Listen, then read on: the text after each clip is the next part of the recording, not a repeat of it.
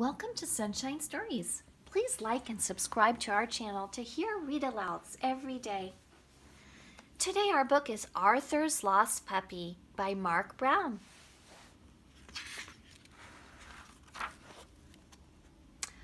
Arthur and D.W. took baby Kate to the street fair. Pal came along too. There was lots to do. Arthur gave Kate a ride in a little fire truck that went around and around. D.W. got her face painted.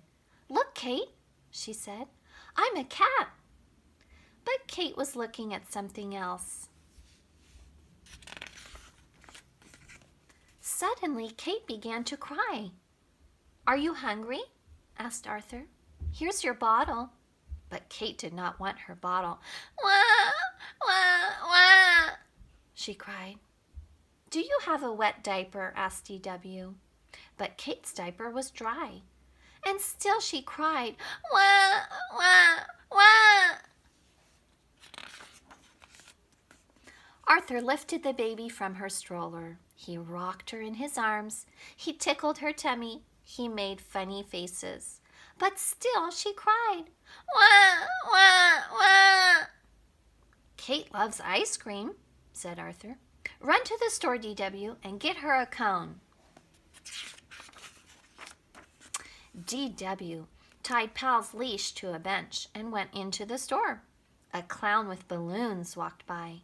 Pal barked at him. "Woof, woof, woof." When D.W. came out of the store, Pal was gone. She looked up and down the street.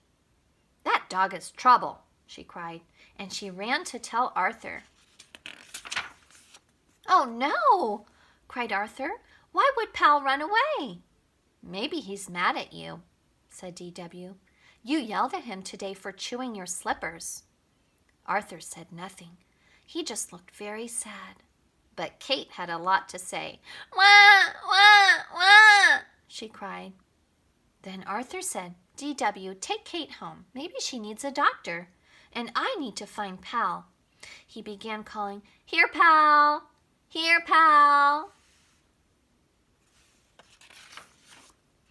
Arthur passed the ring toss table, the bob for apples table, and a table with pumpkin pies, chocolate cakes, and cookies. He wished there was a table with hamburgers. Pal would be sure to be hanging around it.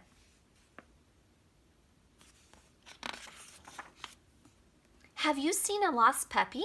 Arthur asked a police officer. "A lost puppy?" said the officer. "Yes, one was taken to the school."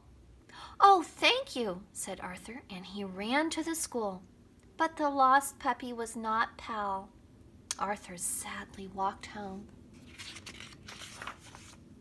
Back at the street fair, the clown with the balloons tripped over his big floppy shoes. Crash! Down he went. And as he fell, he let go of his balloons. Then guess what?